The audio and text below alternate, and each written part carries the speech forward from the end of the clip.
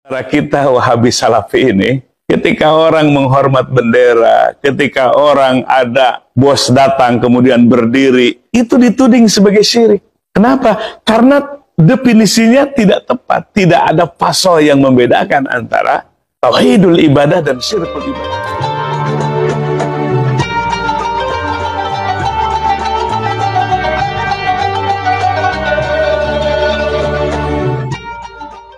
Assalamualaikum warahmatullahi wabarakatuh. Bismillahirrahmanirrahim. Alhamdulillahirrabbilalamin. Wabihi nasta'inu ala umuri dunya waddin. Assalatu wassalamu ala asyrafil anbiya wal mursalin Sayyidina Muhammadin wa ala alihi wa sahbihi ajma'in, amma ba'du. Bapak Ibu sahabat Cahyati yang dirahmati oleh Allah, alhamdulillah di kesempatan kali ini kita jumpa lagi di channel YouTube kami Cahyati 80. Mudah-mudahan kita senantiasa mendapatkan limpahan rahmat dan nikmatnya, mendapatkan taufik dan hidayahnya, dimudahkan segala urusannya, dilancarkan rezekinya, serta dikabulkan hajatnya. Amin ya rabbal alamin. Kami tak lupa mengucapkan terima kasih kepada Bapak Ibu pemirsa sahabat yang telah mendukung dan subscribe kami. Jazakumullahu ahsanal jaza. Bagi pemirsa yang baru bergabung, baru menemukan channel kami, jangan lupa tekan tombol subscribe-nya, nyalakan tanda loncengnya, klik tanda jempolnya, dan tinggalkan komentar di bawah video ini. Bapak Ibu sahabat Cahyati yang dirahmati oleh Allah, ya, jadi orang-orang Wahabi ini memang orang-orang yang pantas dikatakan salafi, yaitu orang-orang yang salah pikir, ya, pemikirannya salah-salah, ya, salah pikir, ya, konslet seberang lah kena. Di antaranya ada pemahamannya, ada orang yang ziarah kubur dianggap menyembah kubur. Ini konsletnya, otaknya Wahabi itu.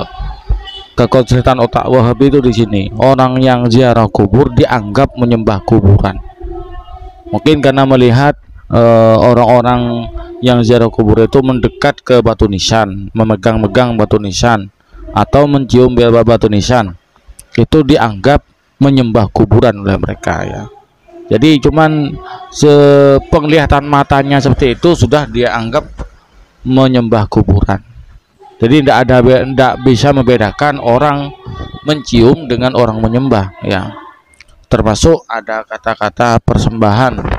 Karena kata-kata persembahan, ya, namanya menyambut seorang presiden, mempersembahkan sebuah tarian, ya. Ini jadi tidak bisa memaksimalkan otaknya, ya. Tidak bisa menggunakan otaknya berpikir sejernih itu, gitu. Jadi otaknya itu monoton, ya, yang memang tidak bisa menggunakan akal sehatnya, pemikirannya kaku, ya. Di sini, ya, Syekh Abdul Rahman akan menjelaskan, ya, tentang kata-kata sujud, ya. Dalam Al-Quran itu ada firman Allah yang menjelaskan perintah Allah kepada iblis untuk bersujud kepada Nabi Adam. Nah, kalau pikiran sempit, pikiran sumbu sempit memahami iblis disuruh menyembah kepada manusia, kan seperti itu, karena perintahnya usjudu, sujud. Nah, ini ayat ini kalau tidak ditakwil, ya memang kalau diartikan secara letterlek, ya bersujud sebagaimana sujudnya manusia. Tapi kalau dikaji secara mendalam, maka maknanya bukan bersujud sebagaimana orang sholat itu. Mari kita simak penjelasan dari Syekh Abdul Rahman tentang kalimat sujud yang Allah perintahkan kepada iblis untuk bersujud kepada Nabi Adam. Saudara kita Wahabi Salafi ini, ketika orang menghormat bendera, ketika orang ada bos datang kemudian berdiri, itu dituding sebagai syirik. Kenapa? Karena definisinya tidak tepat. Tidak ada pasal yang membedakan antara tauhidul ibadah dan syirkul ibadah.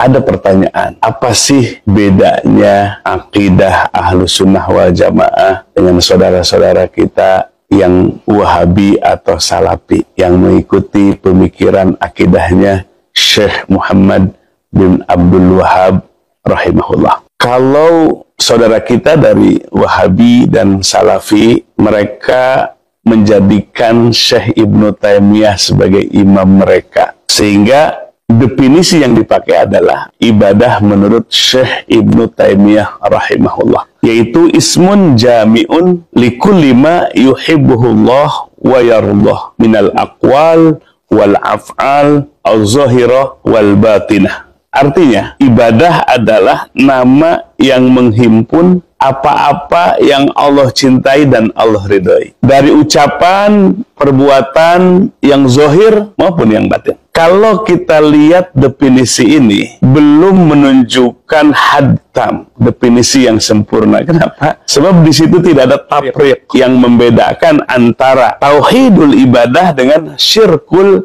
ibadah. Kenapa? Sebab ada beberapa ayat yang menunjukkan syibhul ibadah, yang menyerupai ibadah padahal bukan ibadah. Contoh misalnya, Allah berfirman kepada para malaikat dan jin, a'udzubillahi minasyaitonirrajim, usjudu li adama, sujudlah kalian kepada Adam. Nah, sujud itu apakah ibadah atau yang menyerupai ibadah? Masa Allah perintahkan supaya syirik dalam ibadah dengan sujud?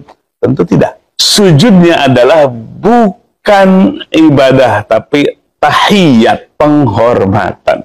Satu. Kedua, dalam ayat yang lain, ikhwatu Yusuf, saudara-saudara Yusuf yang telah menzalimi Yusuf, mereka malu. Lalu sujudlah semua saudara-saudara Yusuf kepada Nabi Yusuf. Dalam Quran, apakah sujud saudara Yusuf itu ibadah atau syibhul ibadah, menyerupai ibadah? Tentu bukan ibadah. Jadi di mana perbedaannya? Ibadah dengan syibhul ibadah, sama-sama sujud. Inilah yang diangkat oleh ulama ahlus sunnah wal jamaah. Definisi ibadah itu adalah at-tazallul al-kamil mabnian ala tiqadir rububiyah, yaitu merendahkan yang sempurna berdasarkan keyakinan di hati tentang rububiyah ketuhanannya.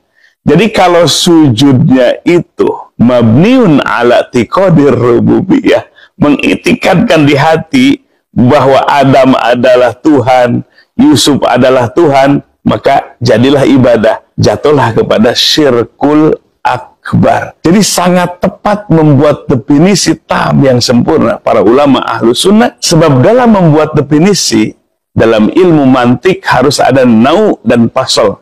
Nau adalah at-tazalul. Fasolnya adalah mabniun ala tiqadir rububiyah, yang bisa membedakan mana tauhidul ibadah dan syirkul ibadah. Adanya pembedanya di mana? Apabila ada itikad dalam kalbu kita ar-rububiyah, ketuhanan. Kita sholat, hati kita itikad rububiyah. Al-ma'bud yang kita ibadahi adalah Rob, Tuhan, pencipta. Jadi clear. Kalau definisi ibadahnya ada fasal yang membedakan antara tauhidul ibadah dan syirkul ibadah, yaitu mabniun ala tiqadir rububiyah. Kalau kalbu kita mengitikadkan ketuhanan. Maka saudara kita Wahabi Salafi ini, ketika orang menghormat bendera, ketika orang ada bos datang kemudian berdiri, itu dituding sebagai syirik. Kenapa? Karena definisinya tidak tepat, tidak ada pasal yang membedakan antara tauhidul ibadah dan syirkul ibadah. Apa pasal pemisahnya? Mabniun ala tiqadir rububiyah, di hatinya mengitikadkan ketuhanan. Jadi kalau demikian nanti definisi yang salah menimbulkan pemahaman yang salah tentang ibadah. Ya, contoh lain misalnya kasus-kasusnya, ya. Ketika seseorang mencium Al-Quran, mushaf Al-Quran, disebut syirik. Nah, jadi mari kita pahami dari definisi ini.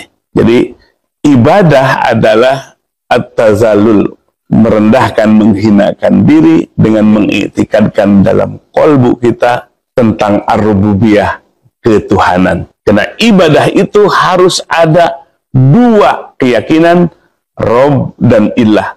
Tuhan yang menciptakan dan ilah al-ma'bud yang disembah, yang diibadahi. Mudah-mudahan definisi ini bisa menjadi klarifikasi, penjelasan tentang pemahaman kita tentang ibadah. Sebab bab ibadah ini bab yang pertama. Allah ciptakan manusia untuk beribadah. Wa ma khalaqtul jinna wal insa illa liya'bud. Apabila memahami ibadah kita definisinya salah, bisa menimbulkan, menuding siapapun juga dengan label syirkul ibadah, syirik ibadah. Mudah-mudahan memberikan manfaat. Wallahu a'lam bishawab. Bapak Ibu sahabat Cahaya yang dirahmati Allah, demikianlah yang telah disampaikan oleh Syekh Abdul Rahman. Mudah-mudahan apa yang beliau sampaikan bermanfaat bagi kita bersama, menjadi tambahan wawasan, tambahan ilmu bagi kita bersama. Amin ya rabbal alamin. Saya kurang lebihnya mohon maaf. Assalamualaikum warahmatullahi wabarakatuh.